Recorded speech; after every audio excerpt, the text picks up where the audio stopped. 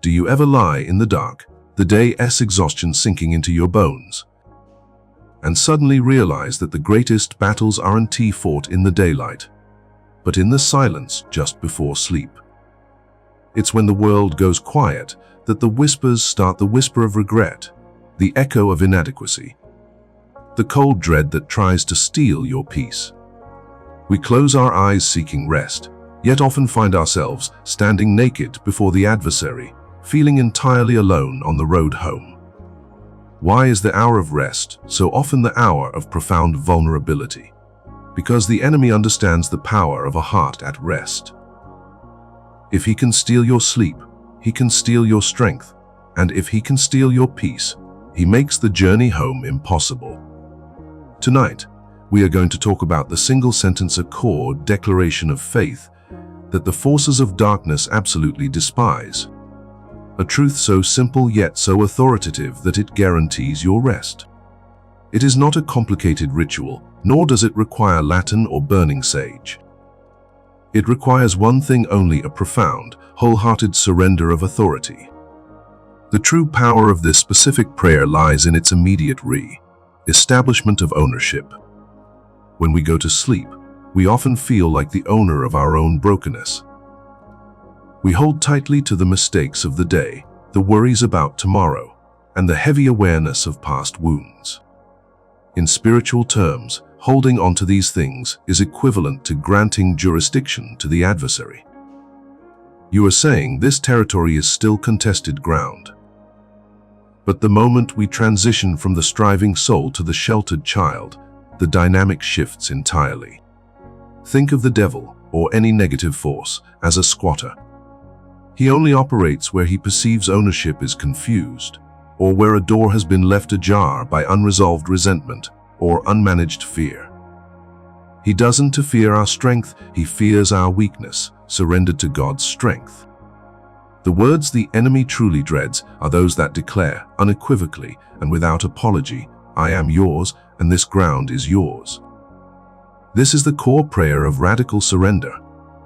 It is often spoken in simple terms, maybe, "Lord Jesus, I surrender my mind, my body, and my spirit completely into your hands. Cover this home and cover my heart.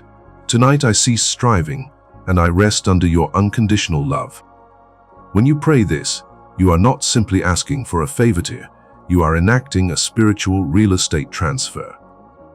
You are handing the keys of your inner house back to the rightful owner. The moment you declare that your mind, which has been racing all day, is now his territory, the accuser loses his legal footing. He cannot condemn a property that belongs to the king. The darkness cannot linger where the light has been explicitly invited to reside as the sole authority.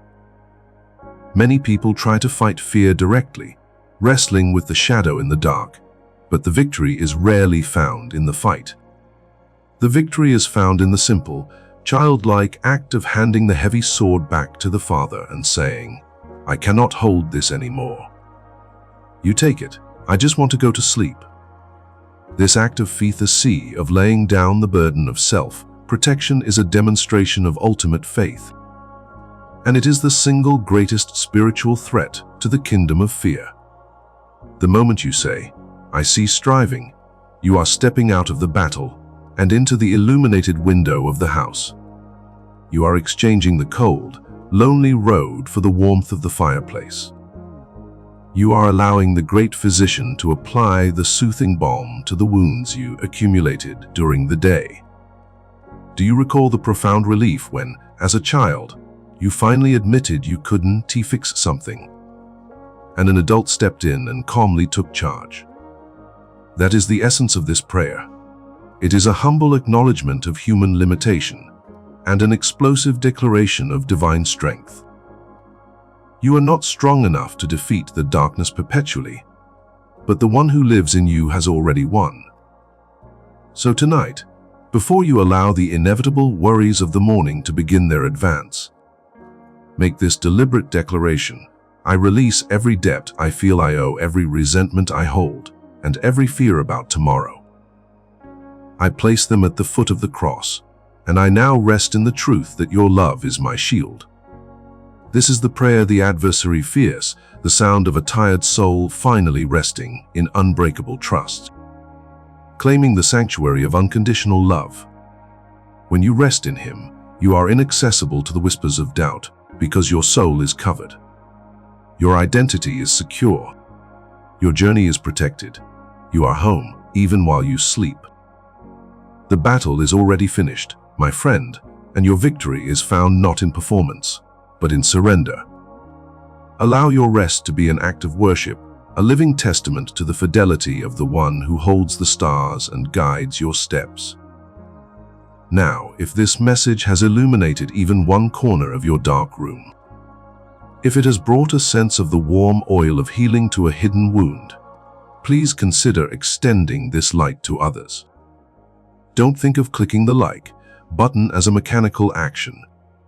Let it be a silent nod, an affirmation that grace is real and peace is possible.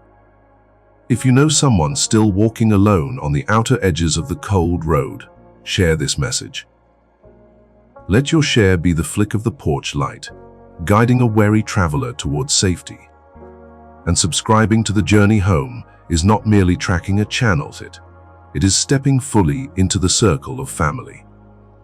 It means you are choosing to walk this sacred path, shoulder to shoulder, no longer carrying your heavy luggage by yourself.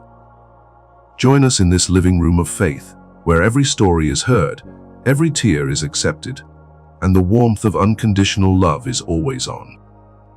Welcome home.